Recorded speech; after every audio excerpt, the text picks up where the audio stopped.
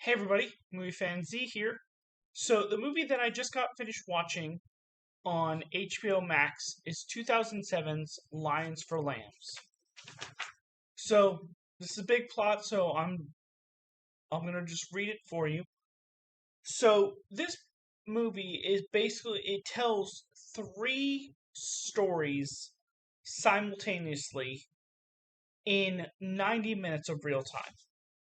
So the first story deals with Senator Jasper Irving, played by Tom Cruise, who has an hour-long meeting with Janine Roth, who is a skeptical news reporter, played by Meryl Streep.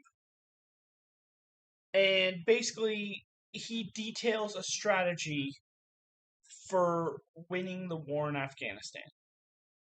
So just keep in mind, this movie is from 2007, so they reference that the 6-year gap between 9/11 and now a lot.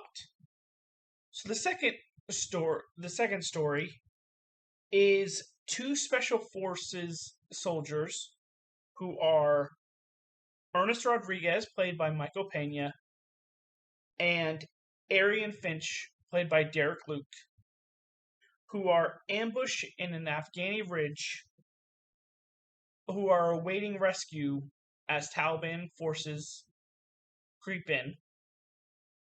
And then the third one takes place at a California college where you have a poli-sci professor who is Professor Stephen Malley, played by Robert Redford, who invites a promising student, Todd Hayes, played by Andrew Garfield, to re-engage in the class.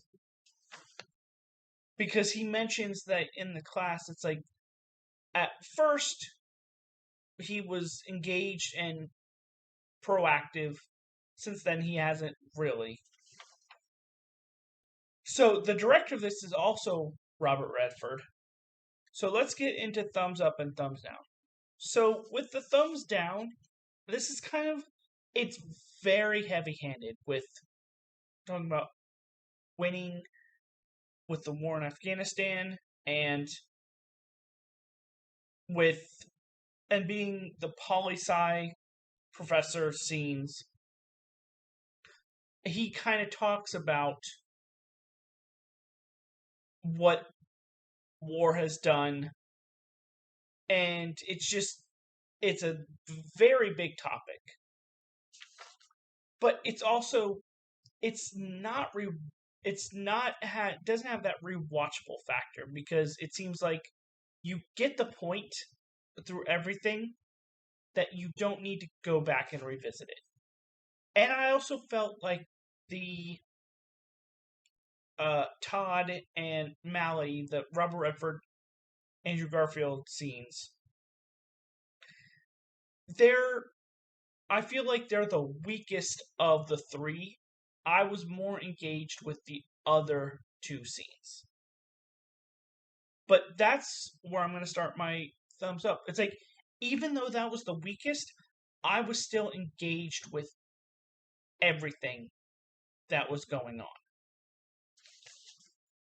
Along with that, I liked all of the performances. With that, it's like, especially like with Tom Cruise. Oh, and I did forget to mention, this is one of the few Tom Cruise movies that I haven't seen before tonight. But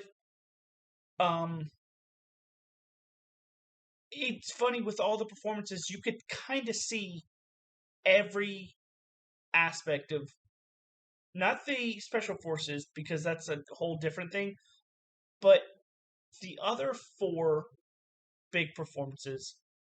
You could see the